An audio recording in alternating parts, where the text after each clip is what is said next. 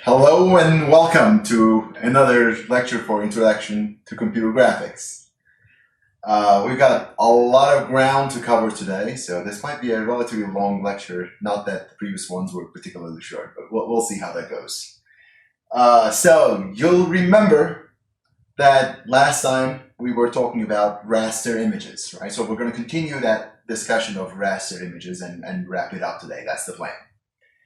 And we started talking about raster images. We talked about what the raster images, what pixels were, and we talked about resolution and all that. And we started talking about what we're storing for each pixel. So we're going to start today with a discussion of displays and cameras. That's fairly related to raster images, of course. But let's start with gamma. So what is gamma?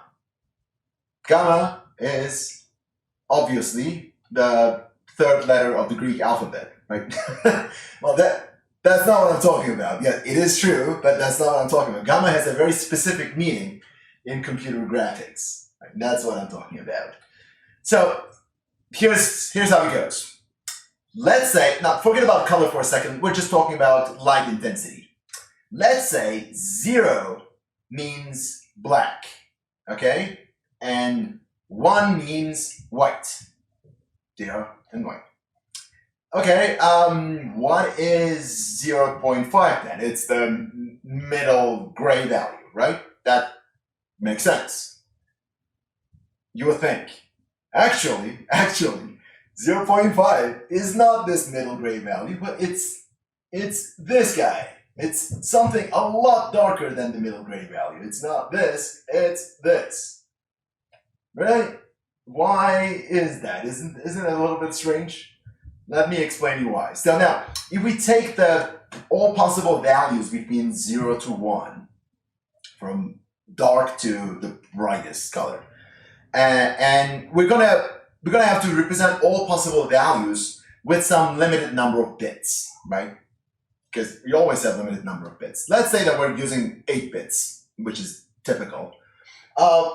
When we do that, we're going to have a limited number of possible values that we can represent, right? We can't represent anything in between these values. We can only represent these values. Of course, they're not 256 markers here, but never mind. It's it's just for representation. So the point is that we're going to have some discrete values that we can possibly represent in this range. Now, turns out, for people, when you look at color values that are sort of dark, we can sort of tell the difference between them much better than the color values that are bright. So over here, it's very, very hard for us to tell the difference between these two colors. Actually, I'm faking here, they're both white. But believe me when I tell you that it's very difficult for us to tell the difference between these two values. But when the color is darker, it is easier for our eyes to see the difference. That's just how human visual system works. And it has a whole bunch of advantages in terms of biology, but I'm skipping those details. What's important for us to understand is that people are better at differentiating the difference between light intensities for darker lights. When it's brighter, it's harder for us to tell the difference. Well, imagine this. If I'm telling you to tell me the difference of intensity values of, let's call them 1 and 2. It's like 2 is twice as bright, right? But the difference is just 1 unit. If I tell me the difference between 100 and 101, the difference is going to be the same amount, but the relative difference is going to be, percentage-wise much less. And where we won't be able to tell the difference that well. So if I just take this whole range of possible values and evenly divide this range into some discrete values, that's not going to be very efficient for human visual system. Because to be able to have enough color values for darker colors such that we can barely tell the difference between two values here, I'm going to have too many values here if I use the same distance, right? Because I won't be able to tell the difference over here. Or if I just pick a value that is good enough over here, then it's not going to be sufficient down there. And imagine this. I'm going to pick a color value and intensity for each one of my pixels, right? And I have on a 4K display, how many pixels do I have? Like 8 million or something, right? And I'm, let's say, displaying it 60 times per frame or 120 times per frame. So this is a lot of information to push your display constantly. So I can't be generous here and say, you know what, I'm just gonna have a million quantized values and I'm gonna pick whatever I want. So I need to be conservative here, right? So I need to use these fixed number of values that I can have. I need to use this more intelligently. And for that reason, what we do here, what displays do, is that they allocate more values down here, more discrete values down here, and fewer values over here. So the separation between intensity values for brighter colors is going to be larger, and the separation between darker intensities will be smaller, so that this fits the human visual system a lot better. All right. So that's the whole idea. How do we do this? Well, we do this using this gamma, right? So let's say that this is the input value that I'm sending to my display. And over here, this is what my display is going to show in terms of its intensity. So I'm sending it some intensity value. And over here, I'm showing the intensity that is coming out of the, let's say, LEDs on my display, right? So if I use a function like this, it's like whatever intensity I provide, I'm going to get the same intensity value. But this is not how displays work. Displays don't linearly scale the values. They use a function that looks more like this. So the intensity value in the middle here is going to correspond to something a lot darker than the middle value, right? So this is kind of like the function that a lot of displays use. And the simplest form of that function is this just very simple exponential function that we get over here. So what I want you to see here is that using this function, I have discrete values here. I have same number of discrete values over here, but they're squished over here and they're sort of stretched up there a little bit. And the function that provides that is this simple exponential function, right? So this input color value or input intensity value, I raise it to a power gamma. That's where this gamma is coming from. I raise it to a power gamma, and that's going to be my output, right? So this gamma can be, in theory, different for different monitors. Depending on what type of display it is, it can have a different gamma value, but there's always going to be some gamma value that will provide some sort of nonlinear stretching of the color values of the light intensities. So notice that my values here are between 0 and 1. And because they are between 0 and 1, this function sort of works and creates a curve that's shaped like this, right? Yeah, this function wouldn't work for the range that's outside of 0 and 1. Okay, so this gamma value can be different, as I said, but typically what we use today is gamma equal to 2.2. That's the typical gamma we use. I'll get to that, get to why this is the case in a little bit. So what's important to understand is that, so this is my inputs color value that I'm providing to my display, but the intensity that I see from the pixels of my display are going to be this output value that's going to be scaled by this gamma, all right? So if there's a particular desired intensity that I want to see from my monitor, then I need to send it such that I need to scale it by 1 over gamma, to the exponent 1 over gamma, so that when I send it to my display, that's the intensity that I will end up seeing in my display, right? So if this is a desired value, this is how I send it. So what this means is that the images that we display, the images that we record and display, they are what we call gamma corrected. So if I have a desired value, what I'm going to put in an image file, we talked about various image file formats, right? What I'm going to save to disk is going to be this CIN value, right? So I'm going to take my desired value, I'm going to adjust it, gamma corrected, put it here, and then when I send this value to my monitor, I'm going to get the desired value displayed on my monitors, right? So that's the idea. Okay, let's see. Now let's get back to this gamma equal to 2.2 thing. Where is this coming from? Well, this is related to this was in the past. All monitors, there are different monitors. They use different types of gamma values. Today, 2.2 is pretty much the standard because it's related to the sRGB standard that most of our display devices use. Not all of our display devices are sRGB devices. Actually, some of your mobile phones may not be sRGB. They might be using slightly different color standards. But sRGB is the most widespread standard that we have for displays today. Most computer monitors and TVs would be using sRGB standard. And the gamma for that is kind of like 2.2. And actually the exact function that the sRGB standard uses, sRGB means standard RGB, the sRGB standard uses is a little more complicated than the simple exponent function. So that's why this is not exactly 2.2, because it's not that function, right? But if you were to write this as a function of some color to gamma value, that gamma value will be a function of the input value. So that gamma will look something like this, right? If you were to write it in this gamma form. The exact value of that gamma would change depending on what the input value is. But for a significant portion of this range, it's very close to the 2.2 line here.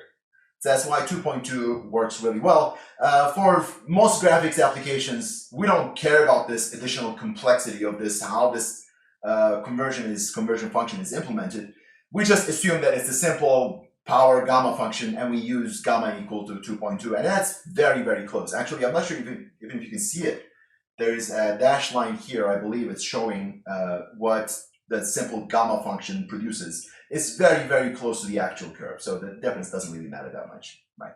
So that's what we use. And if you want to gamma correct your desired intensity values, of course, you take take them to the power of 1 over this gamma value, right? All right, any questions up to here? So this is gamma.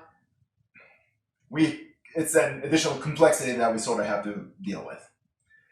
All right, going to our displays. So these are our displays. Now we can talk about color just a little bit. So this display is filled with a whole bunch of LEDs for each pixel. So we know that these are RGB displays. They're going to have 3 color values. The way that most displays today would produce a pixel color would be using something like this. For each pixel, we're going to have 3 LEDs, 1 for each color. And you know, since these are smaller than a pixel, it's kind of difficult to see them. We perceive it as just 1 color instead of 3 separate colors side by side, because the pixels are very, very small. But if you look at your display with some magnifying glass, you should be able to see these 3 different LEDs. And this is not necessarily the only pattern. They can be horizontal, vertical. They can be placed in different ways in different monitors. But this is the typical standard. So this is for display devices. That's how they display a color. If you look at cameras are a little bit different. So I'm going to take this to show you the sensor over here behind the objective. You see that the sensor in here will be composed of a bunch of pixels sensing light, right? Doing the opposite of what LEDs do. Instead of producing light, they're going to be sensing light, right? Now, you might be surprised to see this, but these sensors are very, very small. So it's very hard to generate an array of sensors like this, such that they will capture each RGB color component for each pixel. They wouldn't do that. Well, instead, what they use is something like a Bayer pattern like this.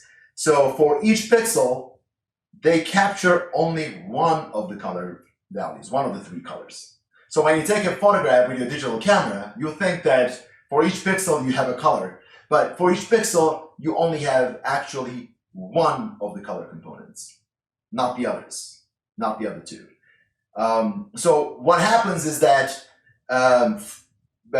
cameras will grab this from their sensors, and they're going to just fill in the in-between values. So if you look at here, we have, for each 2x2 area, we have 2 green sensors and 1 red and 1 blue sensor. Because turns out green is being sort of near the middle of our visual range, we're more sensitive to the intensities of green lights.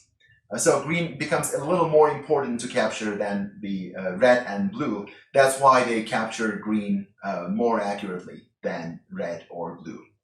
And for so only half of these pixels capture the green light, right? For all the others, they just interpolate the neighboring values. So you take the neighboring green values, for 4 neighboring green values, you interpolate them, and that becomes the green value of a pixel if that pixel does not have a green value of its own. And you do something similar for the red and blue as well. Of course, there's a lot more interpolation going on. So if you look at an image captured from a digital camera, sometimes you might get to see that the green will have sort of better detail, and blue and red is not going to have as much detail because they're captured in lower resolution. Okay. So that's very, very typical for digital cameras. So when they tell you my camera is n megapixel, this is what they're talking about, right? So if you really want to get high quality photos, you kind of need to capture them in much higher resolution than you need, and then you scale them down so you actually have enough data, enough high quality data. All right, but if your camera has a sensor array like this, you are lucky because cheaper cameras won't have these 2D array sensors like this. They will typically have these 1D arrays, and those 1D arrays will be getting data one line at a time. Or they will have the 2D array, instead of just moving this physically, they will be reading it one after the other. So that they won't be reading the whole thing at once, but they're reading it one line at a time. And this is called shutter. And so you can have, well, shutter had different meanings for older cameras, but for digital cameras, it's getting a totally different meaning in this case. So this is called roller shutter, and the roller shutter would have, like, if you're moving your camera, you'll see that the images will shift a little bit because they're not reading every pixel exactly at the same time. So you get these shifting, skewing effects. All right, so thinking about these cameras and displays in the way that they either capture pixels or display pixels, you may get the sense that a pixel looks something like this, like a pixel kind of looks like a little square with some color on it, right? But that's not a proper way of thinking about a pixel. A more proper way of thinking about pixel is thinking about them as like a color value defined at the center of some location over here. So the famous code is that a pixel is not a little square, right? A pixel just displays the color value at a point, that point being at the center of that pixel location. This is a more proper way of thinking about pixels in the context of computer graphics. Yes, the display devices will show you little squares because, well, that's the best they can do. But this is a more proper way of thinking about a pixel mathematically. So if I want to display an image that looks like this, my pixels will be displaying the color exactly at a point that corresponds to the center of a pixel.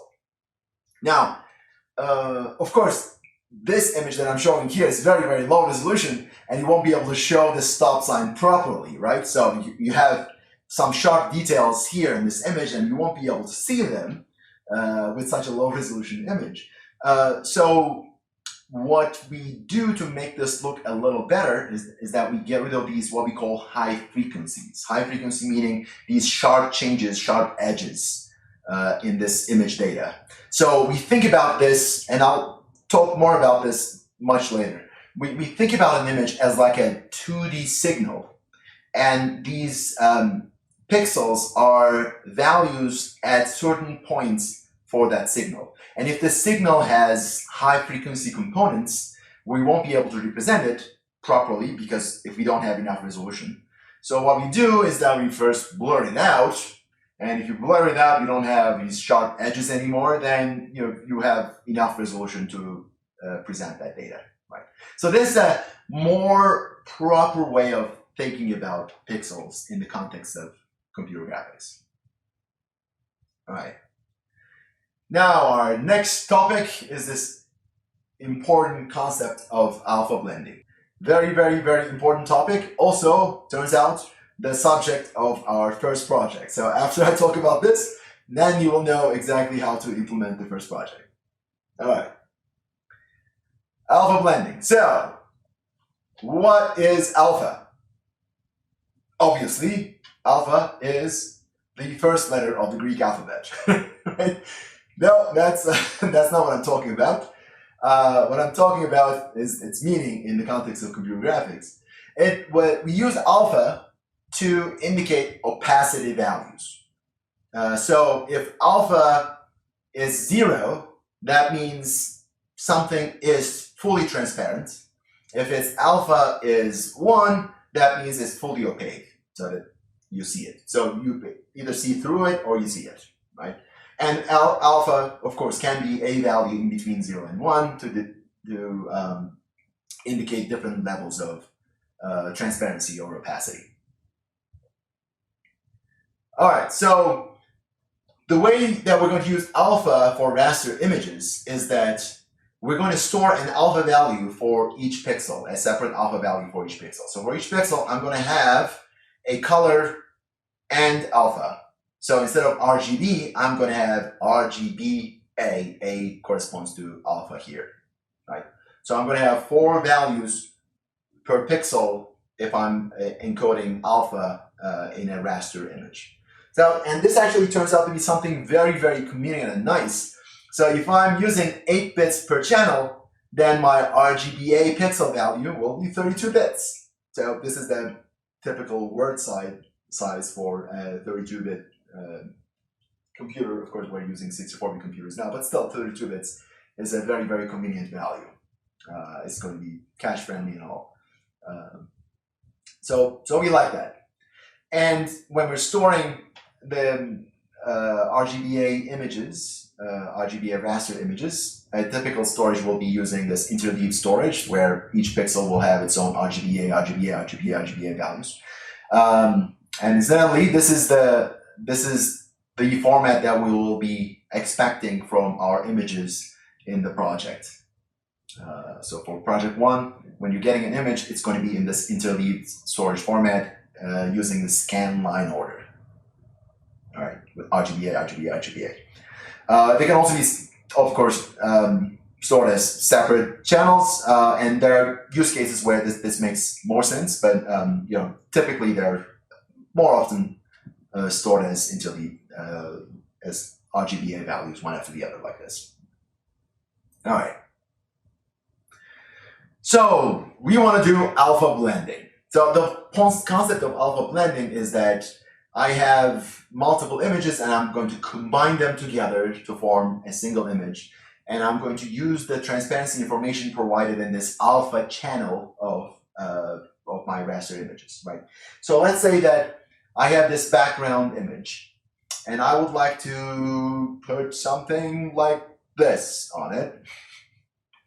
You may like it, you may hate it, it doesn't matter, it's something. So basically what I did is that I took an image, here you see on your left, the first image is an image which has some transparency, some alpha values that are not 1, less than 1, and there are pixels with alpha values that are 1, of course. So I'm using this checkerboard text pattern at the back to indicate transparency, right? Because if something is transparent, you won't get to see it. So I'm presenting it as a checkerboard pattern. That's a very typical thing to do, actually. With alpha blending, what I would like to do is I would like to take that image and put it on top of this other image. And for each pixel, I'm going to be doing what we call alpha blending. And so here's how it works. My first image has a color and alpha value. This is my foreground color, foreground alpha for each pixel. And over here, I have my background color value. So this alpha blending function will show the foreground color as much as it has opacity. And for the remaining part of its opacity, 1 minus alpha, is going to show the background color. Right? So basically, I am seeing the foreground color as much as I have opacity. Right? So if the alpha value is 1, I'm going to be fully seeing the foreground color, and I'm not going to see any of the background color because this is going to be 0. Right? If alpha is 0, then this term is going to disappear. And this term is going to be 1, then I'm going to be seeing the background. If it's anything in between, it's basically going to be a linear interpolation between the background color value and the foreground color value. So this is a very typical linear interpolation formula, and the interpolation coefficient here is the alpha value of our foreground image. All right? Very simple. This is this typical standard formula for alpha value. But of course, when you look into this and you try to implement something like this, all of a sudden you realize, oh, wait a minute, you're talking about RGBA images. What if my background has some alpha value as well? What do I do then? Because this formula does not really do anything about it. What do I do? Well, let's talk about how to do this properly. Of course, this formula is going to get a little more complicated, but it's still the very same concept, right? So I can combine the alpha values as well using alpha blending. So in this case, I'm combining the alpha values. This is going to get the foreground alpha plus whatever is remaining of foreground alpha. I'm going to see the background alpha. Now you can think about this formula. This is actually an important thing to understand. Here's how to think about this. Imagine that I have this pixel, and a part of this pixel is partially covered by my foreground image. And this alpha value tells me what percentage of that pixel is covered by my foreground image. Right? And for that percentage of my pixel, I am going to be seeing the foreground image. For the remaining percentage of that pixel, that's 1 minus alpha, I'm going to be seeing the background image. Right? And if the background image is not fully opaque, that is, its alpha value is not 1, then this is as much of the background that I'm going to get. Right? So if the background alpha is 1, regardless of what foreground alpha is, this formula will give me 1 in the end. Right? Because if this is 1, this minus alpha foreground and positive alpha foreground, they'll cancel out each other. I'm going to get 1. Alpha is always going to be 1 if this background alpha is 1. If the background alpha is not 1, I'm going to get something something larger than foreground alpha, because I'm adding the background to the remaining part of the foreground. All right. Okay, so this is the alpha value that I'm going to get. Oh, well, shouldn't I be using that alpha value for here, determining the color as well? I probably should, because if there's an alpha value here, you know, I'm multiplying this guy with its alpha, so maybe I should multiply this guy with its alpha as well, right? That's only fair. So yeah, I'm going to have to multiply that with its alpha as well. But here's something funny happened now. If you look at this carefully, I have this alpha times color here and alpha times color here. So probably what I'm getting here is this alpha times color. So it would make sense to sort of divide it by this alpha. Right? So again, if the background alpha is 1, then this alpha becomes 1 as well. So this whole equation simplifies to the form that I showed you first. If the background alpha is not 1, this is a more proper way of handling this. All right, but what if the resulting alpha value is 0? It can happen, right? So I can get 0 here, division by 0, uh-oh, I'm in trouble. So yeah, that's a little bit of a problem that you kind of need to look into. Well, if the background alpha is, the resulting alpha value is 0, it can only happen if both foreground and background alpha are 0. So this is the only case where I'm going to get alpha is equal to 0 over there. And if both of them are completely transparent, guess what? I'm not going to see anything through that color. So it doesn't really matter what I pick as the color over here. I can just say that, all right, the color is, I don't know, background color, and I'm done. So yeah, I can arbitrarily pick something, and that would be okay, because that's going to disappear anyway, for alpha blending purposes anyway. Okay, so there's another important concept of pre-multiplied alpha and straight alpha. So most images that we'll see will be recorded in this form, straight alpha. I'm going to have RGBA channels. And yes, it does extend to multiple stacked images. You know what? Let me answer that question first. This whole concept, let me go back, extends to multiple stacked images. So the way that I'm going to handle this is that I'm going to take the result of this, and then I'm going to use this as my background image and add my next image on top. Right? So every time I'm looking at 2 images, basically, I combine 2 images, and then I put the one on top and over that, and one over that, and so forth. So we do it one after the other.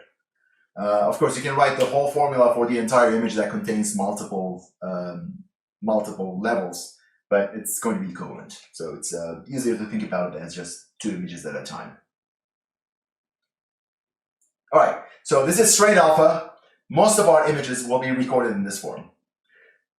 But when we're trying to display those images, what we're going to be seeing is that, well, if a pixel is transparent, sort of semi-transparent, I'm not going to see it fully. So what I'm going to be seeing on my display will be these color values multiplied by their alpha values. That's what I'm going to be seeing.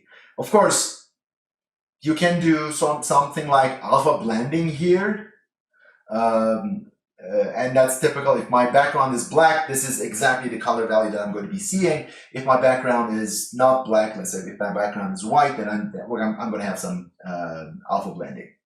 Right? That's how I display images that have alpha values. Nonetheless, I'm going to have to multiply each color channel by the alpha value when I'm displaying it. And I'm also going to do that while I'm doing alpha blending. So it kind of makes sense to, instead of storing these values as they are, like this, it kind of makes sense to store them like this, right? Because this is what I'm going to need in the end. And this is called premultiplied alpha. Some image formats support premultiplied alpha, and some of them don't. So this makes sense because this is going to save you computation. On the other hand, imagine this. Imagine when alpha value is 0. If alpha is 0 for any pixel, then it doesn't matter what the color value here, it's just going to be 0, right? And when I multiply it, I'm going to get zeros here. So I pretty much destroyed my color information, whatever it was, by recording it as premultiplied alpha. All right. So if I'm going to manipulate those images, maybe I'm going to change the alpha channel later on. That's not going to be very nice. Okay, but 0 was a very specific case. Let's say that my alpha value was not 0, but just some small value. If it's some small value, I'm going to be multiplying my color values with that small value, and I'm going to get some small values here, right? So R, G, and B values that I'm going to get here to store will be very small values. And for small values, I have limited precision because I'm quantizing my color values. So I'm going to lose some information because of that quantization. So if I change this alpha value later on with some image manipulation, I won't be able to recover my color values that well. And that's why it's more typical to store colors, to store images using straight alpha as opposed to premultiplied alpha. Because here, I'm not losing any information. Yes, I'm going to have to do multiplication every time I'm displaying this image, but that's okay. It's not too expensive today. It's fairly cheap for today's computers. That's why premultiplied alpha is sort of not very popular anymore. But I would like you guys to know that this concept exists, and you may run into pictures and image formats that are recording data as premultiplied alpha.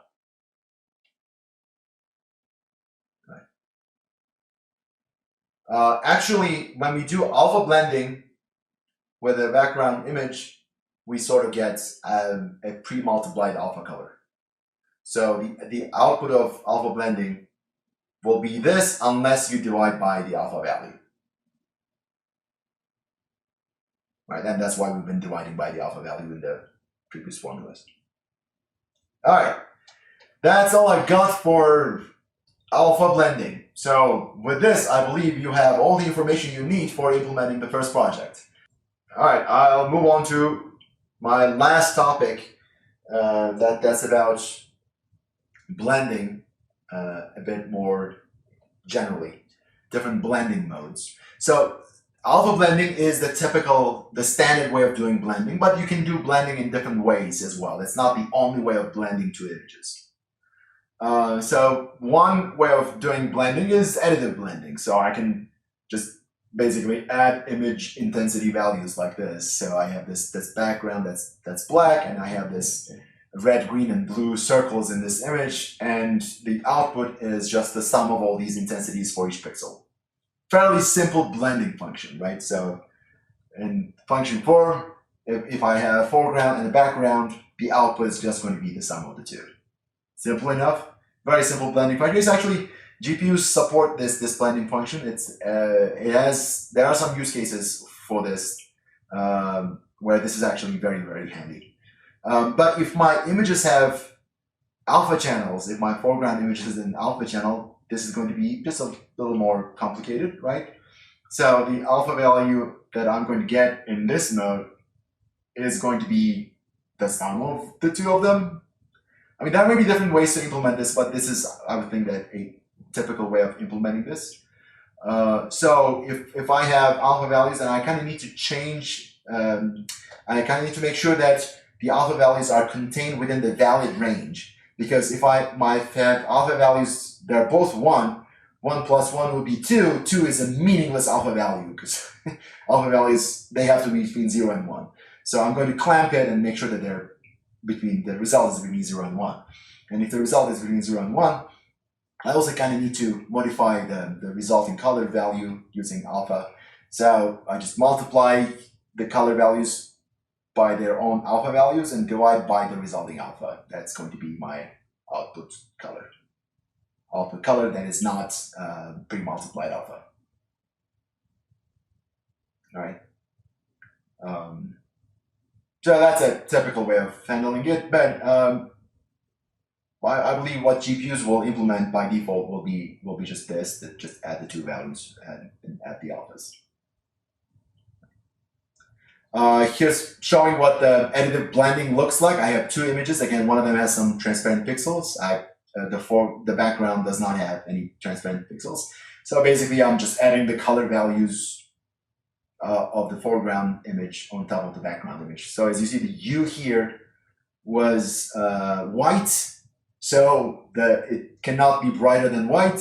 The pixels cannot be brighter than white. So U appears perfectly crisp because it sort of dominates those pixels. They're sort of overexposed, and you get white out of that, right? And this is the typical function that we use. So for these functions, just to keep things simple, I'm going to assume that background image does not have an alpha value, or I'm ignoring its alpha value. So I'm just adding the foreground image with its alpha value, right? Just to give these ideas in a simpler format. Another one that's sort of commonly used is the question: what is the final alpha value you're dividing by? The final alpha value, I believe you're talking about this. It's this alpha value, right? Whatever this is, that's what's going to be over here, right? All right, so additive blending is this. Difference blending is another one. This is actually used quite a lot for different purposes. You can use this for, I have this image that has dark areas, bright areas. I'm going to put some text on it. What color text should I pick? If I pick white, it's going to be okay for dark areas, but not good for black areas. Like it's going to be difficult to pick a color value if your background image is different color intensities. So you can use this difference blending, in which case your resulting color would change based on the difference, and this is the difference formula. And it's using the absolute value of the difference between these two colors, and so because it's using the absolute value, the order doesn't really matter. You get the same value. Right? And this is also used a lot for all sorts of comparisons in computer graphics. I have one algorithm producing an image, I have another algorithm producing a similar image, and I want to see how similar they are. Are they producing exactly the same image, or is there some differences, and I want to be able to see those differences? And for those cases, we use image differencing quite a lot, actually. It's a very good scientific tool for all sorts of graphics algorithms. Another one that I like a lot is this multiplied blending mode. You just multiply the colors. And this is great. Like if I want to put some dark text on an image or some dark item on some image, but not completely black. If I put something black, this multiply is going to make the result black, right? If one of these is black, the result is going to be black. But if I have some dark color, in this case, the default color is kind of dark, you get sort of darkening here, but you can still see the background image through it. It's very, very helpful. And all the white stuff disappears completely. So U, in this case, completely disappeared, right? So that's one way of adding something that doesn't have an alpha channel. So if I have an image that doesn't have an alpha channel, I can still make it look like it has some sort of an alpha channel by making certain pixels white, and those pixels disappear. It's a very, very helpful tool. If I have an alpha channel here, the formula looks a bit more complicated. This is what I cooked up for this particular blending mode. So basically, it's the same thing, right? Just multiply the two colors, but I'm using it as much as I have alpha in the foreground. And for the rest of the opacity, 1 minus alpha, I'm using the background color directly. So that's a typical way of handling it. That might be slightly different ways of handling it as well, but this is what I would use. So this multiplied blending. Screen blending is the opposite of multiplied blending. Now, for multiplied blending, I'm seeing darker colors. I'm sort of eliminating brighter colors. If you look at it, sort of U here disappears. Screen blending would do the exact opposite. Now, dark pixels wouldn't do anything, but bright pixels would would overwhelm and show up. And the way this works is actually this is disguised multiplied blending. Disguised in a way that the way that I'm computing this is first I'm going to take the inverse of the first image. You just take 1 minus the color value, whatever that is, and inverse of the second image. And then I'm going to multiply the two. As you can see here, I'm multiplying the two. And I get this image. Right? And if I take the inverse of that, 1 minus whatever that is, I get the final screen value. So this is how this screen blending works. And it's a very, very useful tool. I actually use it a lot in practice. And if you compare this to additive blending, it actually looks quite different. So additive blending, screen blending, right? So it's screen blending is a lot gentler and used a lot actually in practice. All right, these are not the only blending modes that you can think of. There are a whole bunch of blending modes.